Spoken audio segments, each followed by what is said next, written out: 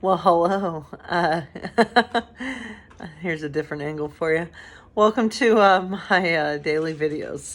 Today's Wednesday, and I do hope everyone is doing okay out there in the midst of all this craziness that we find ourselves living in. So, wow, my arms look ginormous, don't they? Look at these muscles. All right, anyway, they do look kind of big, don't they? Let's start with some prayer. Our Father, who art in heaven, hallowed be thy name. Thy kingdom come, thy will be done on earth as it is in heaven. Give us this day our daily bread, and forgive us our debts as we forgive our debtors.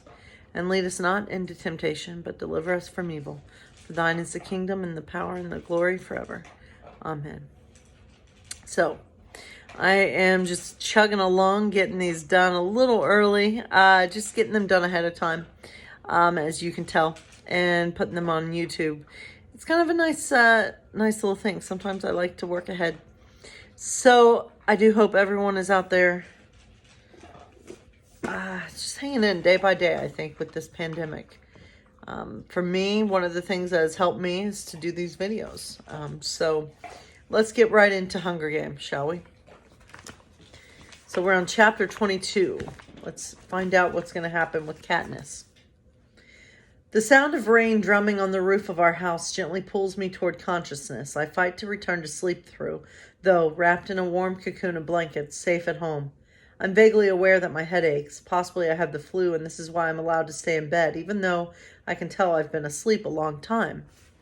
My mother's hand strokes my cheek, and I don't push it away as I would in wakefulness, never wanting her to know how much I crave that gentle touch, how much I miss her, even though I still don't trust her. Then there's a voice, the wrong voice, not my mother's, and I'm scared. Katniss. Katniss, can you hear me? My eyes open and the sense of security vanishes. I'm not home, not with my mother. I'm in a dim, chilly cave, my bare feet freezing despite the cover, the air tainted with the unmistakable smell of blood. The haggard, pale face of a boy slides into view, and after an initial jolt of alarm, I feel better. Peeta? Hey, good to see your eyes again. How long have I been out? Not sure. I woke up yesterday evening and you were lying next to me in a very scary pool of blood. I think it stopped finally, but I wouldn't sit up or anything. I gingerly lift my hand to my head and find it bandaged. This simple gesture leaves me weak and dizzy. Peeta holds a bottle to my lips, and I drink thirstily. You're better, I say. Much better. Whatever you shot into my arm did the trick. By this morning, almost all the swelling in my leg was gone.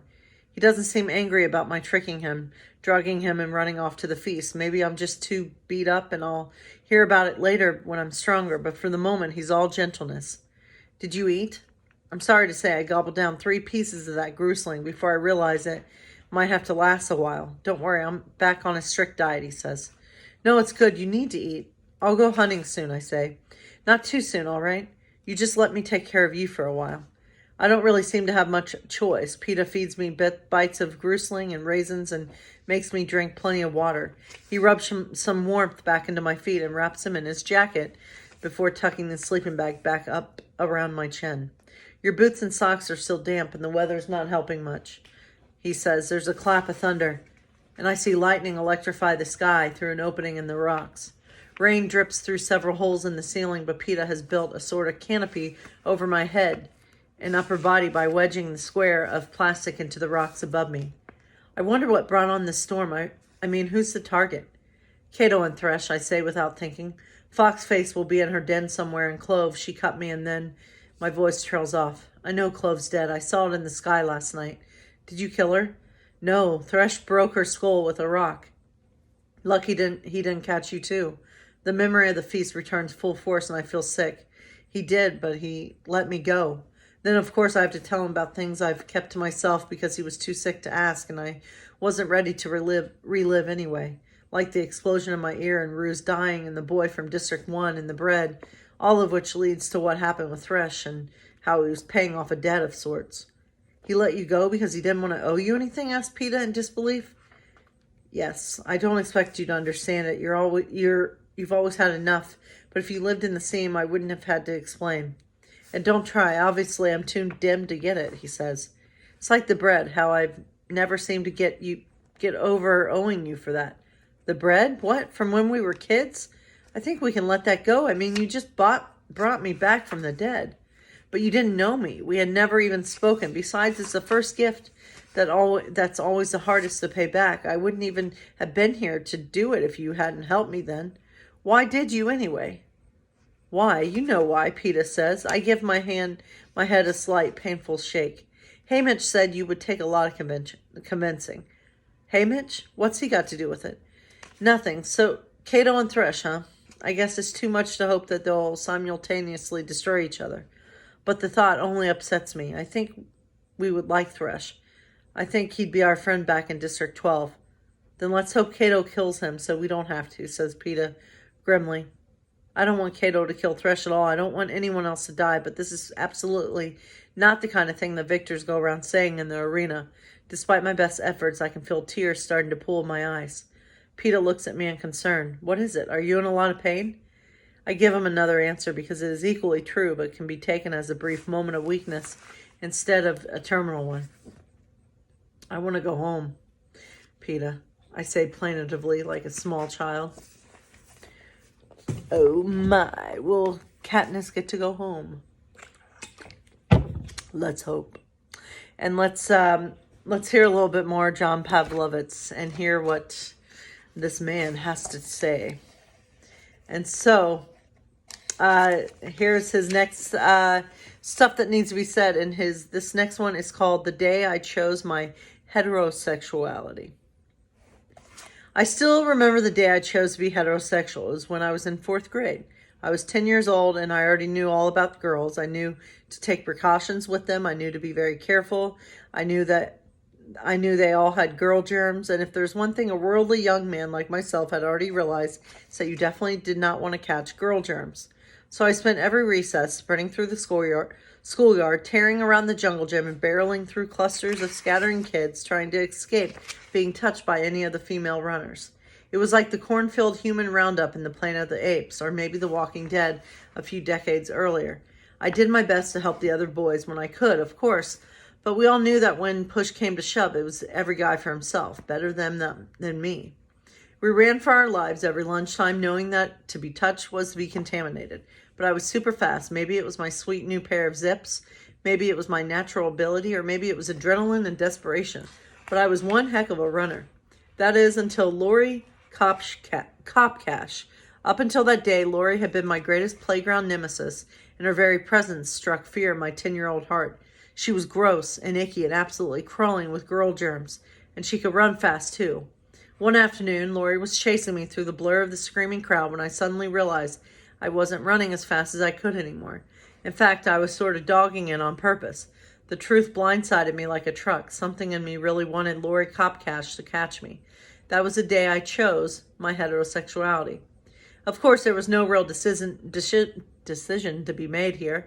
No furious debate in my mind, no great wrestling with the choice at all. I simply became aware that Lori Kopkash made me feel something I never felt before. I couldn't rationalize it or explain it. I just liked her. I just liked girls. My perceptions of girls and their respective germs was never quite the same again. We can all point to those moments early in our journey when we realized something true about how our hearts and bodies work. There would be more episodes of reckoning, but this was my first. It wasn't until later that I learned through the faith tradition I'd inherited that apparently not all people work this way. Some people, my Christianity told me, choose to be gay. They reject the very natural reality of what God has hardwired into them. They make a conscious decision to be a different way. What I experienced without thinking on that playground, they somehow decide. What was an awareness for me, for them, was a premeditated choice. I knew right away how ridiculous an idea that was. I knew that it was both arrogant and ignorant to imagine that anyone else's experience of attraction or affection or desire was any different from mine simply because their attraction, affection, and desire experiences were oriented differently. The story that my religion told me about these things just didn't ring true that day. It still doesn't. Later, when I became a pastor, I was committed to remembering how natural what I felt that afternoon for Lori felt, and to work toward a church that respects the idea that we each have a truest truth, and that we should be allowed to live and love and worship from that most authentic place.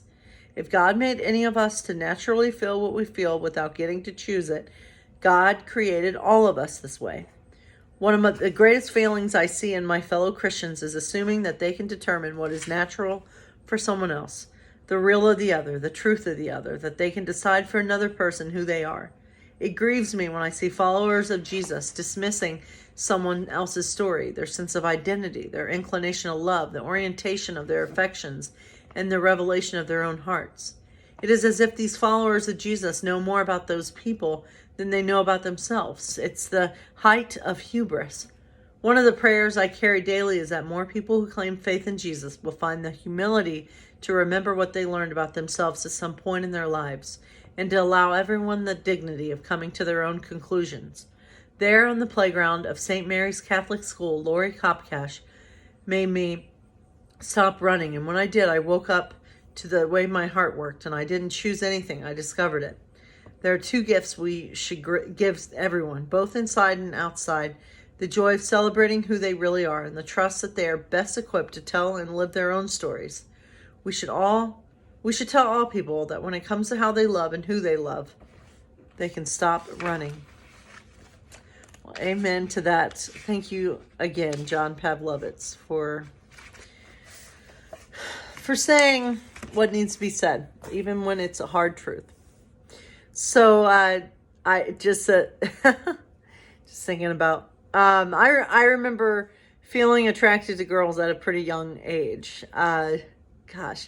And I remember throughout junior high and high school having crushes on girls. There was a girl named Leanne that I had the really big crush on. Pretty much junior high and senior high. Yeah.